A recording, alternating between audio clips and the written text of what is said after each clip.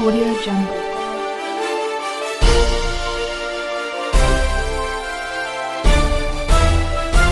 Audio Jungle. Assalamualaikum warahmatullahi wabarakatuh. Perkenalkan, saya Nur Fitri Anggitania Dewi dari 2C D4 Keuangan jurusan Akuntansi Politeknik Negeri Malang. Kali ini saya akan membahas sedikit mengenai stres dalam pekerjaan. Pasti kita semua sudah tidak asing lagi ya dengan kata stres. Bahkan kita sendiri pasti sudah pernah mengalami stres. Misalnya, apabila kita sebagai mahasiswa yang mendapatkan banyak sekali tugas yang deadline-nya berdekatan, kita akan merasakan tertekan, pusing, lelah, bahkan bisa saja sampai jatuh sakit. Atau contoh lain, saat kita mengalami sebuah masalah yang bertubi-tubi tidak ada habisnya, itu juga akan menyebabkan seseorang mengalami stres. Setiap orang pasti pernah mengalami stres, dan stres yang dialami itu mungkin tinggi, rendah, atau mungkin sedang. Lalu, apa sih stres itu? Mari kita lihat beberapa pendapat ahli. Yang pertama, Handoko mengungkapkan stres adalah sesuatu kondisi ketegangan yang mempengaruhi emosi, proses berpikir, dan kondisi seseorang. Yang selanjutnya, menurut Robbins dan Coulter, stres merupakan reaksi negatif dari orang-orang yang mengalami tekanan berlebih yang dibebankan kepada mereka akibat tuntutan, hambatan, atau peluang yang terlampau banyak. Jadi, dapat disimpulkan bahwa stres kerja adalah suatu kondisi dari interaksi manusia dengan pekerjaannya pada sesuatu berupa suatu kondisi ketegangan yang menciptakan adanya ketidakseimbangan fisik dan psikis yang mempengaruhi emosi, proses berpikir, dan kondisi seorang karyawan. Bagaimana? Sudah ada bayangan ya teman-teman apa itu stres? Oke, next. Mari kita membahas faktor apa saja yang dapat menyebabkan stres. Yaitu yang pertama ada faktor lingkungan. Ketidakpastian lingkungan mempengaruhi desain dari struktur suatu organisasi. Ketidakpastian itu juga mempengaruhi tingkat stres di kalangan para karyawan dalam organisasi tersebut.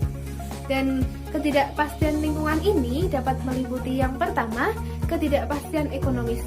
Ketidakpastian ekonomis ini disebabkan karena perubahan dalam daur bisnis, sehingga dapat menimbulkan rasa khawatir karyawan.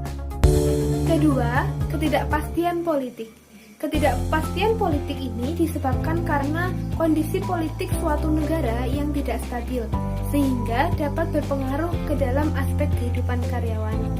Dan yang ketiga, ada ketidakpastian teknologis. Maksudnya di sini, dengan adanya inovasi baru yang membuat keterampilan dan pengalaman seseorang karyawan menjadi usang dalam waktu yang sangat pendek. Faktor yang kedua yaitu faktor organisasi. Banyak sekali faktor dalam organisasi yang dapat mempengaruhi timbulnya stres. Contohnya, tuntutan tugas, tuntutan peran, tuntutan hubungan antar pribadi, struktur organisasi, kepemimpinan organisasi, tingkat hidup organisasi, dan lain sebagainya. Faktor yang ketiga adalah faktor individu. Lazimnya, individu itu hanya bekerja 40-50 jam dalam sepekan.